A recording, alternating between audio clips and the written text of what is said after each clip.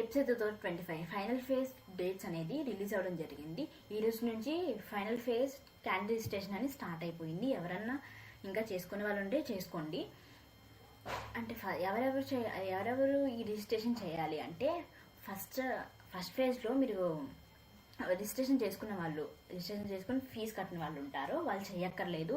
Second ఫేజ్లో కొత్తగా కడుతున్న వాళ్ళు మాత్రమే రిజిస్ట్రేషన్ చేసుకోవాలి. ఎవరైతే ఫస్ట్ ఫేజ్లో మనీ కట్టిన వాళ్ళు ఉంటారో వాళ్ళు hall ticket, date of birth కొట్టి సబ్మిట్ చేస్తే యువర్ అప్లికేషన్ ఆల్రెడీ రిజిస్టర్డ్ అని వస్తుంది అన్నమాట. కాబట్టి సెకండ్ కౌన్సిలింగ్లో కొత్తగా ఫీజు కడుతున్న వాళ్ళకే ఈ ఫీజు కట్టాలి. ఇదే ఫైనల్ ఫేజ్ అనమాట. కాబట్టి దీంట్లో రేపటి నుంచి వెబ్ ఆప్షన్స్ స్టార్ట్ అవుతుంది.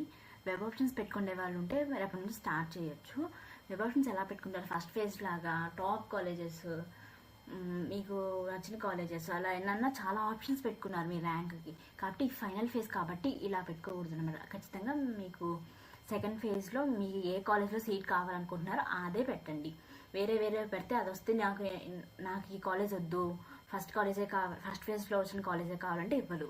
మీకు సెకండ్ ఫేజ్లో ఒక కాలేజ్ వస్తే ఇంకా దానికే వెళ్ళాలి మీరు. మళ్ళీ ఇది క్యాన్సిల్ చేసుకుని ఫస్ట్ వెళ్తానంటే ఉండదు. ఒకవేళ మీకు సెకండ్ కౌన్సిలింగ్ మీకు సీట్ నాట్ అలాటెడ్ అని వస్తేనే మీరు ఫస్ట్ ఫేజ్ పెట్టుకున్నదే వస్తుంది అనమాట.